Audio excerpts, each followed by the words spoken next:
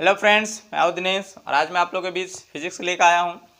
Physics का मैंने playlist भी बना दिए हैं, तो अगर आप शुरू से नहीं देखे होंगे तो आप प्लेलिस्ट में जाके आप ज़रूर देखें सभी वीडियो, ताकि आपको सभी समझ में आएगा। ठीक है, हम लोग पहले देख चुके थे कि राशि दो प्रकार की होती है ना, डिराइव्ड क्वांटिटी और एक फंडामेंटल क्वांटिटी, मतलब कि मूलभूत राशि और व्युत्पन्न राशि। हम लोग विस्थापन पढ़ चुके, हम लोग मोशन चैप्टर पढ़ रहे थे, मोशन, इसमें हम लोग विस्थापन पढ़ लिए थे। उसके बाद हम लोग दूरी भी देख लिए थे। इसमें दूरी और विस्थापन में क्या अंतर हो, वो सारे कुछ हम लोग देख लिए थे, है ना। दूरी और विस्थापन, विस्थापन की बात करेगा तो ये शॉर्टेज दूरी होती है, शॉर्टेज दूरी को नापता है ये। और दूरी जने जाइए तने सब आपका दूरी होगा, जैसे कि एक बार ऐसे जाओ 10 बार आते रहो, कई बार सब आपका दूरी में काउंट हो जाएगा। लेकिन विस्थापन जहां से गए वहां फिर रिटर्न आ जाएंगे तो जीरो हो जाती है। ठीक है, तो ये सारे हम लोग पढ़ चुके थे।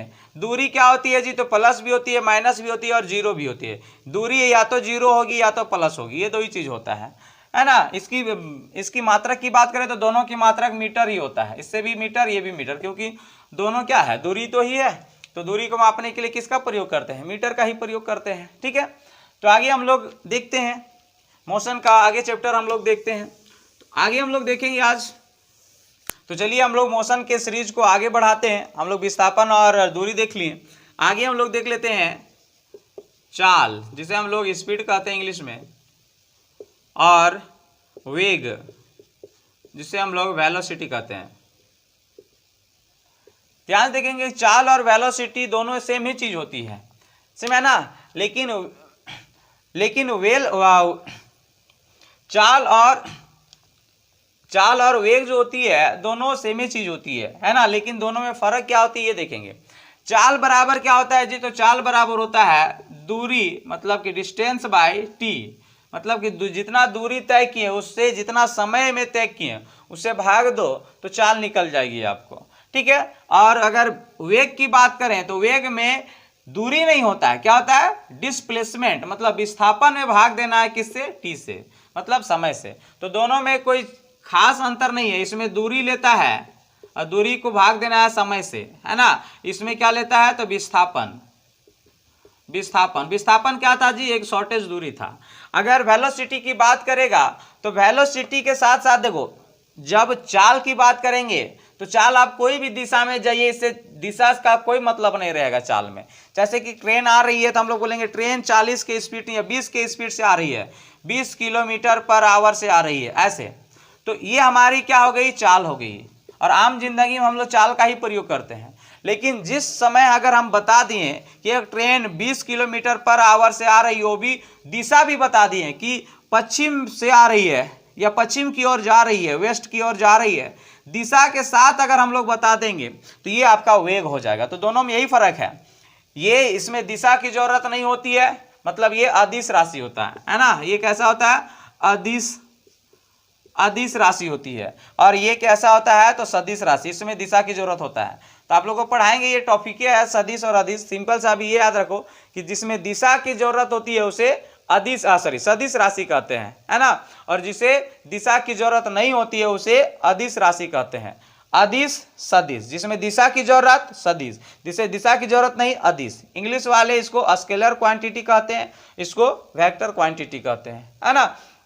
तो ये हमारी ध्यान समझो, वेग जो है वो कैसी राशि है, सदिश राशि, क्योंकि इसके साथ आपका दिशा भी बताना पड़ेगा। सिर्फ बोलेंगे 40 के स्पीड से ट्रेन आ रही है तो आपकी चाल हो गई, लेकिन 40 के स्पीड पूरब में आ रही है तो ये आपका वेलोसिटी हो गई। तो सिंपल से याद रखना।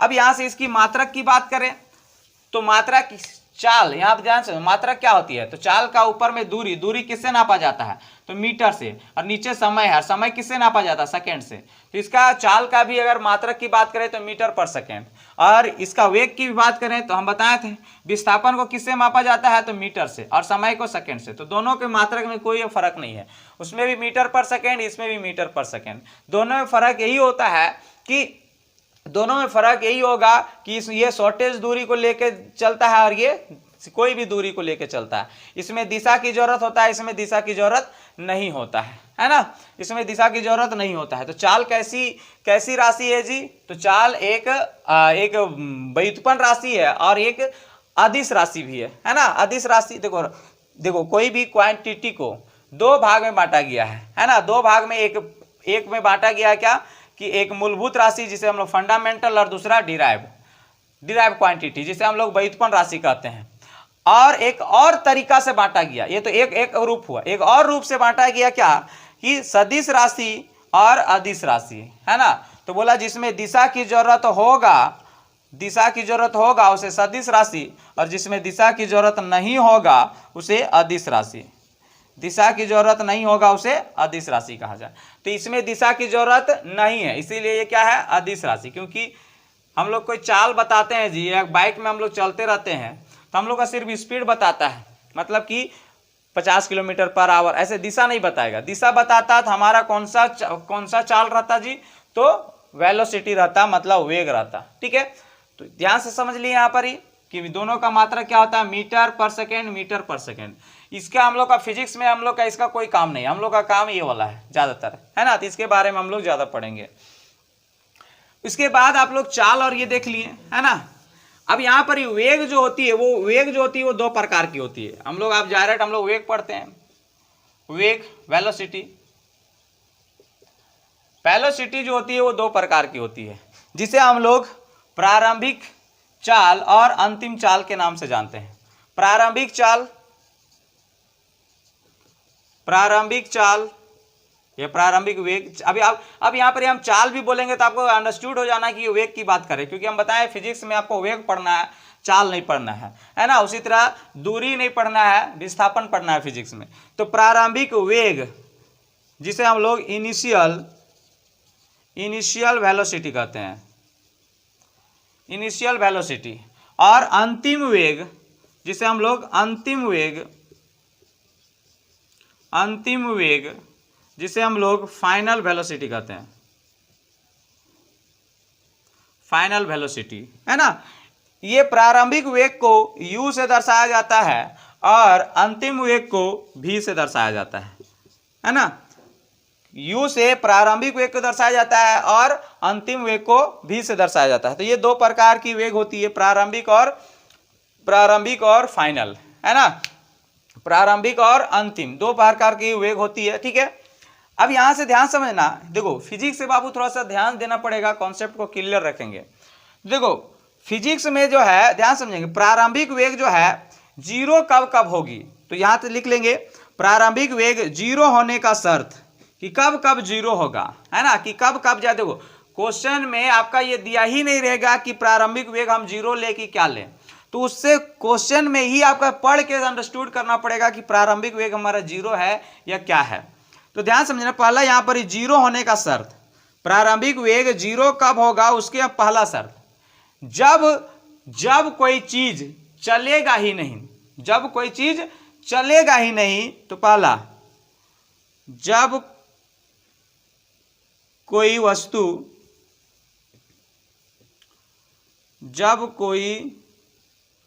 वस्तु चली ही नहीं,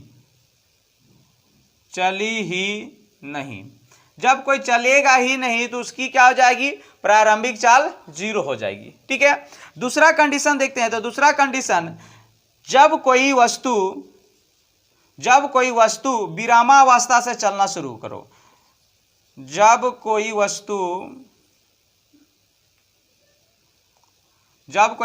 विरामा से चलना शुरू करेगा, विरामा मतलब कि खड़ा था और वहां से चलना शुरू किया, तो क्वेश्चन में आपको बोलेगा क्या कि एक वस्तु विरामा से चलना शुरू किया, तो विरामा जैसे आ गया तो समझ जाना u बराबर आपका जीरो है, मतलब प्रारंभिक चाल आप क्या था? जीरो हो जाएगा, है ना। या फिर क्वेश्चन में ये सब लिखा रहेगा, तो आप इसे यहाँ से अंडरस्टूड करें, ऐसा वहाँ क्वेश्चन में साफ साफ बोलबे नहीं करेगा कि प्रारंभिक चाल जीरो है, अंतिम चाल इतना है, ऐसे बोलेगा ही नहीं, है ना। यहाँ पर ही वो क्यों देगा आपको, उससे समझना पड़ेगा, अंडरस्टूड करना पड़ेगा। तो जब बोलेगा कि जब कोई वस्तु विरामा से चलना शुरू किया, तो फटाक से मारना u बराबर जीरो। बोला कि कोई वस्तु चली ही नहीं, तो u बराबर आपका जीरो। या फिर क्वेश्चन में कह देगा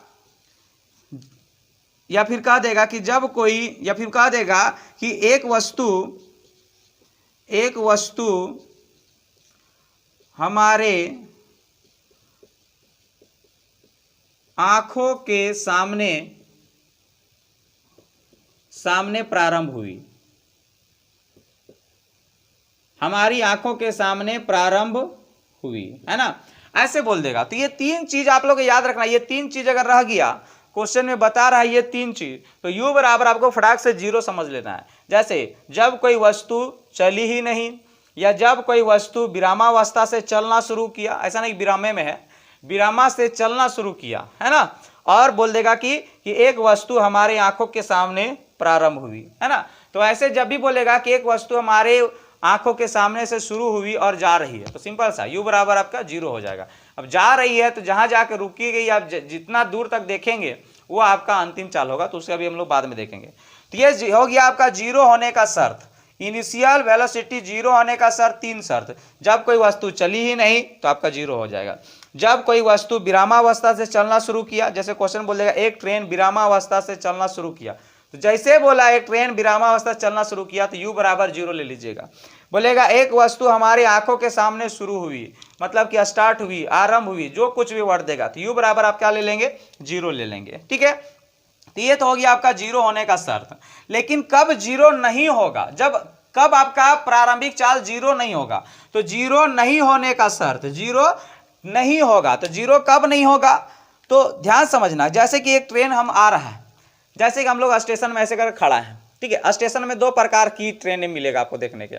एक क्या रहेगा, पहले से आपका ट्रेन स्टेशन में खड़ा है और वहां आप जा खड़ा है, तो वहां से कोई ट्रेन जब पहले से खड़ा है, वो ट्रेन क्या हो जाएगा, चलना शुरू करेगा। तो बोलेगा एक ट्रेन विरामा से चलना शुरू किया, तो फटाक से क्या हो जाएगा, यू बराबर 0। लेकिन एक ट्रेन आपका ऐसे रहेगा कि दूसरा स्टेशन तरफ से आएगा, तो दूसरा स्टेशन तरफ से आएगा, जैसे अनाउंस करेगा कि कोई भी ट्रेन का नाम लेके बोल देगा वो ट्रेन आ रही है, तो जिस चाल में हम उसको देखें, अरे सच में आ रही है, तो जिस चाल में हम उसको देखेंगे वही हमारा क्या हो जाएगा, प्रारंभिक चाल। जैसे बोल देंगे एक ट्रेन 40 के स्पीड से आ रही है, तो जिस शुरुआती नजर हम जहां देखें वही हमारा क्या होगा, प्रारंभिक चाल हो जाएगा। तो जैसे बोलेगा कि एक ट्रेन 40 के स्पीड में आ रही है, तो यू बराबर आपकी क्या हो जाएगी, 40 हो जाएगी। या फिर बोलेंगे एक ट्रेन को हम पहली बार 40 की स्पीड में देखें, तो यू बराबर क्या हो जाएगी, मतलब प्रारंभिक चाल बराबर क्या हो जाएगी, 40 में, है ना। तो यहां पर ही 0, और ध्यान समझना कि प्रारंभिक चाल हम कैसे निकालेंगे और अंतिम चाल कैसे निकालेंगे। तो सबसे पहले तो ये 0 रखने का कंडीशन देख लो कि 0 होने का कंडीशन 3 शर्त है। 0 ना होने का शर्त आपका क्या है कि जिस ट्रेन को या जिस वस्तु को आप पहली बार जिस स्पीड में देखे हैं वही आपका क्या हो जाएगा, प्रारंभिक चाल हो जाएगा, है ना, प्रारंभिक चाल हो जाएगा। अब अंतिम वेलोसिटी की बात करें, तो अंतिम वेलोसिटी की 0 होने का कंडीशन, 0 शून्य होने का कंडीशन, शून्य होने का कंडीशन इसका एक ही शर्त है ना। शून्य होने का कंडीशन क्या है, इसका एक ही शर्त है, जब बोल देगा क्वेश्चन कि एक ट्रेन हमारे सामने आके रुक गई, या सिर्फ रुकने की बात करेगा, है ना, क्योंकि जब कोई ट्रेन रुकेगी तभी हम रुका हुआ कह सकते हैं जब उसकी अंतिम वेलोसिटी 0 हो जाएगी। तो पहला इसका शर्त है कोई ट्रेन या कोई वस्तु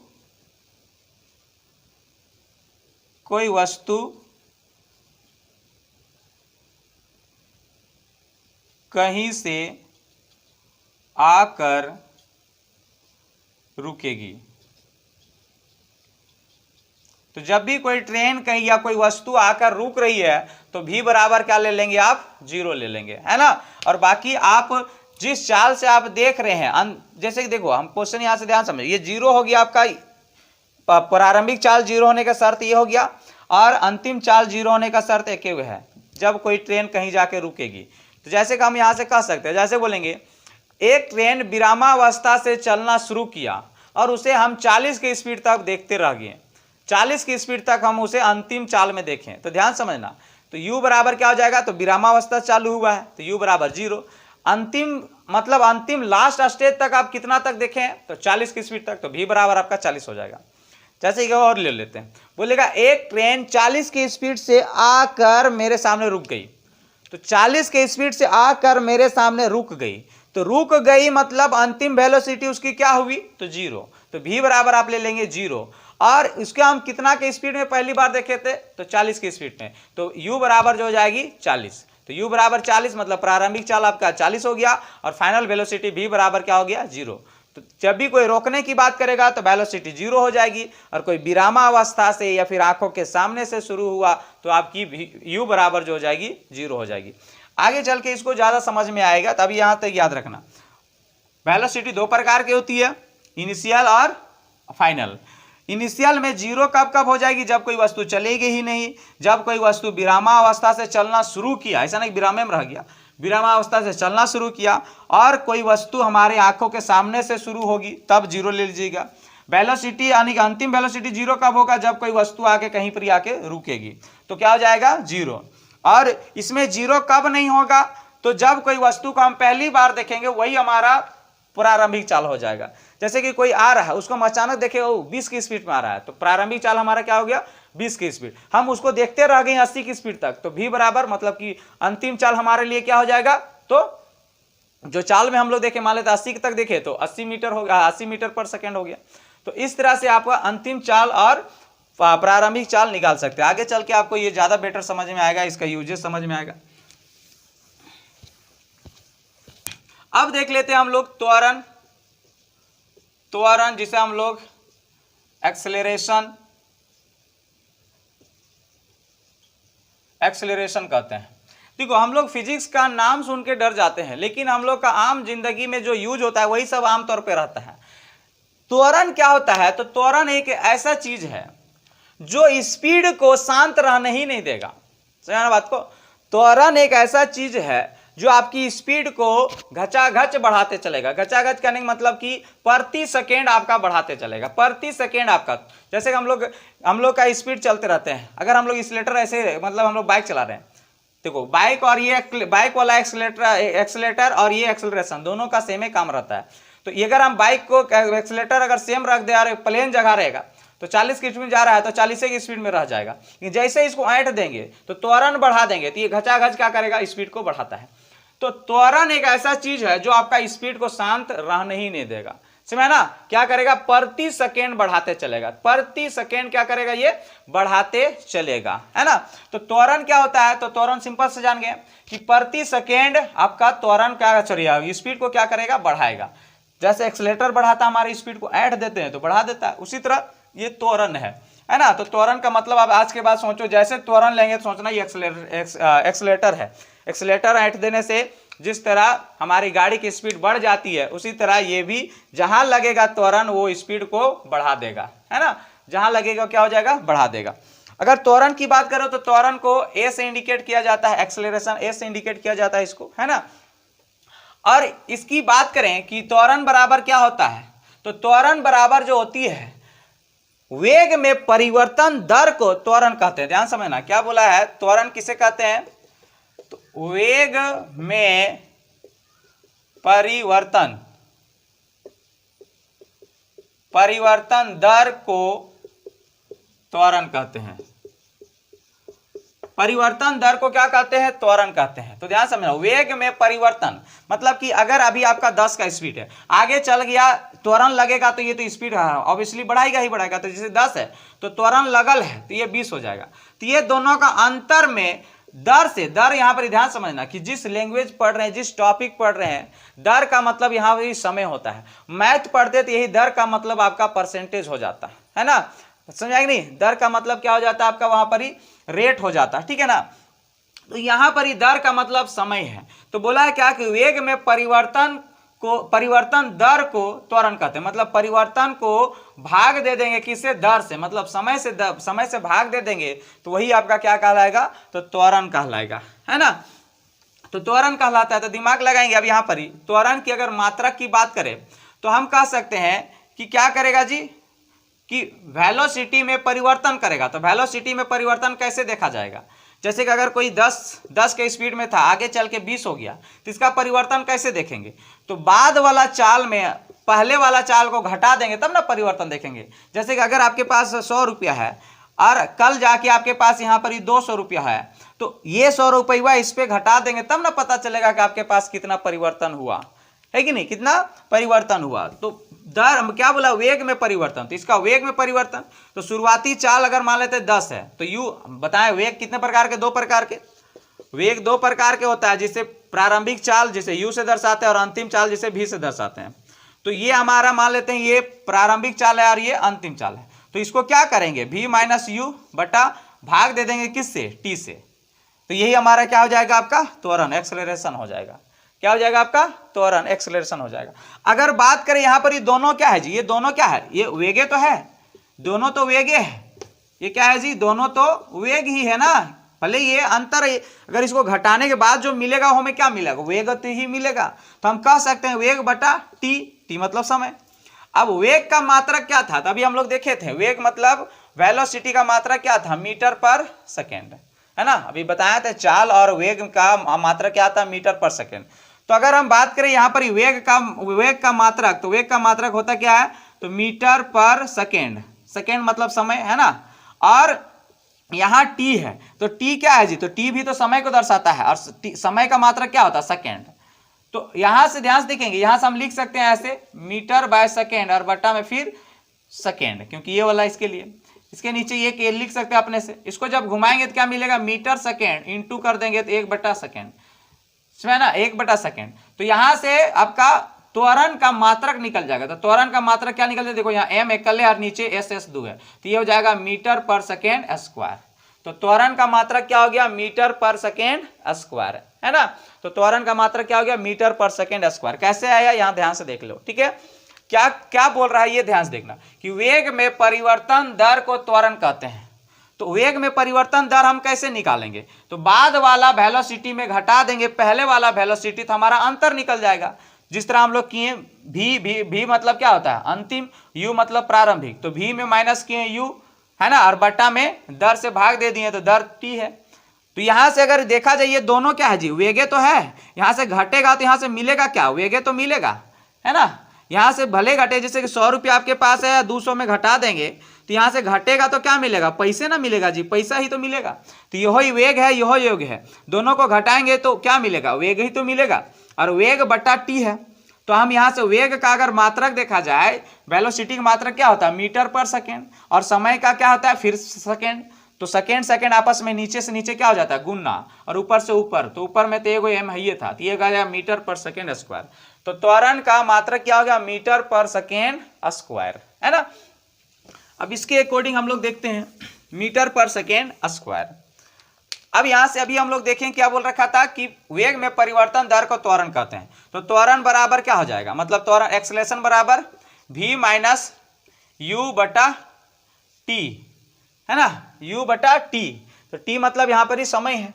अगर हम यहां से देखें इसको, अगर हम लोग तिरछा गुना करें तो क्या मिलेगा, at बराबर क्या मिलेगा, at बराबर v plus v minus you, यही तो मिलेगा, है ना। u को इधर पलट के ले आएंगे, u को इधर ले आएंगे, माइनस में तो इधर आएगा तो क्या हो जाएगा, प्लस में हो जाएगा। तो at प्लस यू बराबर क्या हो जाएगा, v। अब इसको हम लोग सीधा कर लेंगे तो यहाँ से क्या मिलेगा, तो यहाँ से मिलेगा v बराबर u प्लस 80। इसको आप आगे पीछे लिखो, कोई दिक्कत नहीं है जी, 5 + 6 लिखो, चाहे 6 + 5 लिखो, बतिया तो वही पड़ेगा ना, तो कोई दिक्कत नहीं होगा। दिक्कत कब होता है, जब माइनस में रहता तब दिक्कत होता, ठीक है। तो यहाँ पर ही कोई दिक्कत नहीं है। तो यहाँ से देखो एक फार्मूला निकल गया, ये गैलीलियो का पहला नियम निकल गया, है ना, गैलीलियो का पहला फॉर्मूला निकल गया,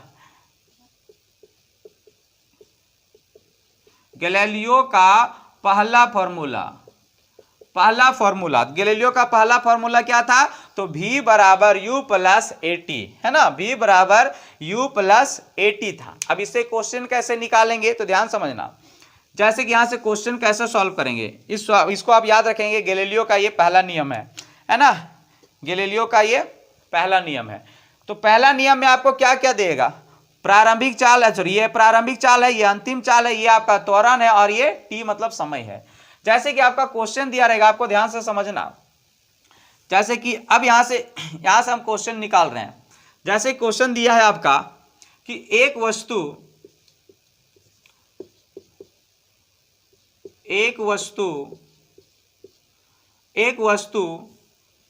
विरामावस्था से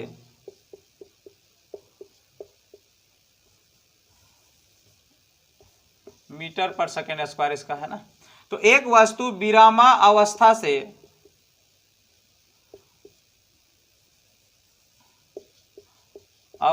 से चलना प्रारंभ करता है,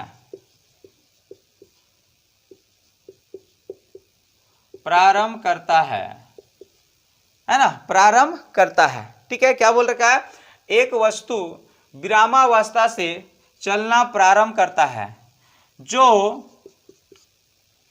या जिस पर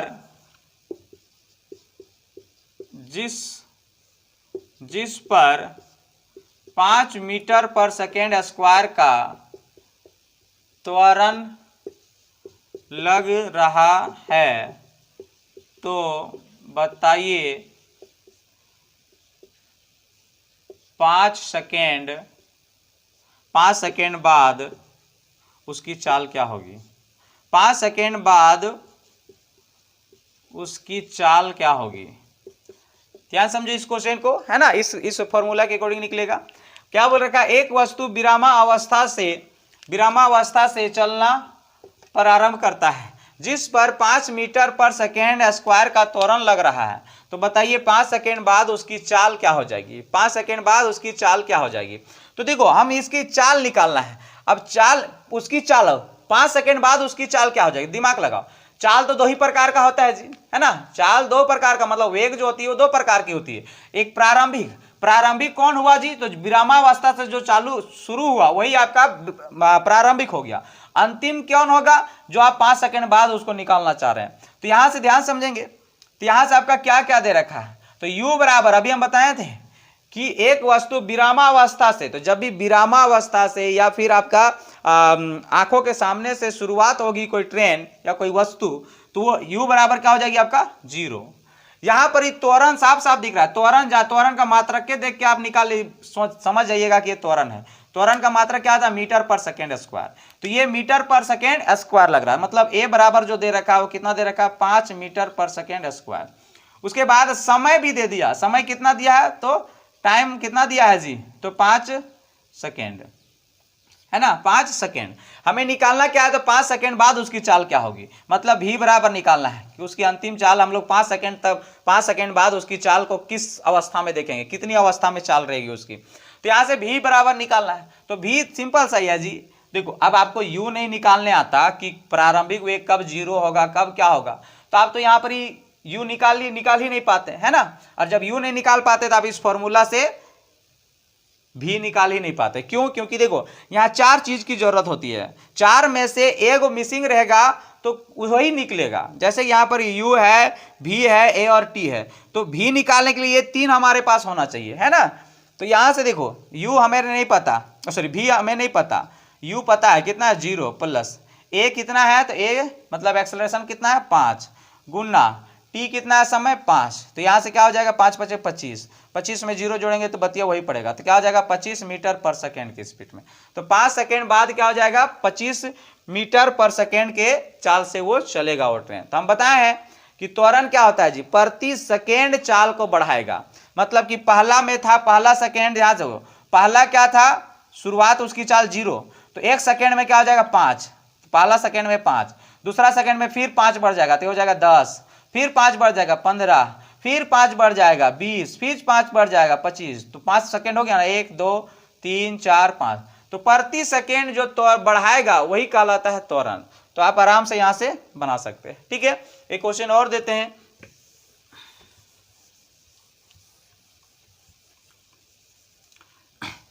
जैसे कि क्वेश्चन बोल रखा है, एक क्वेश्चन बोला है क्या कि एक ट्रेन एक वस्तु, एक पिंड, एक वस्तु जिसकी चाल, जिसकी वेग 40 मीटर पर सेकेंड है, उस पर त्वरण 3 मीटर पर सेकेंड स्क्वायर की लग रही है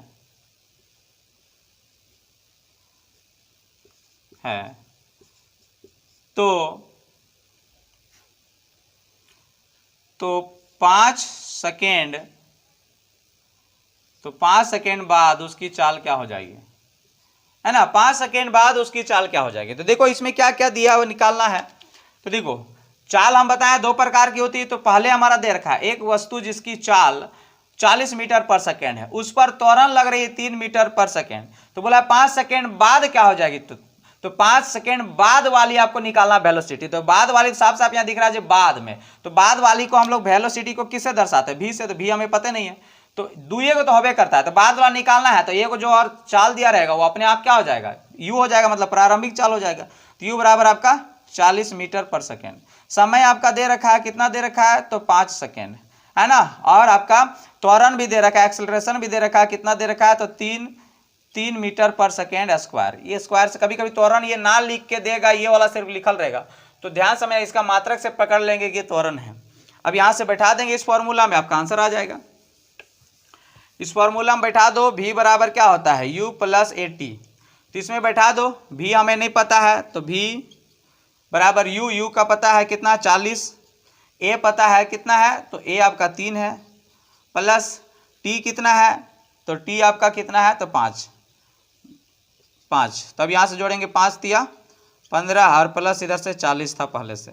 तो 40 और 15 कितना हो जाएगा, तो 40 और 15 आपका 55।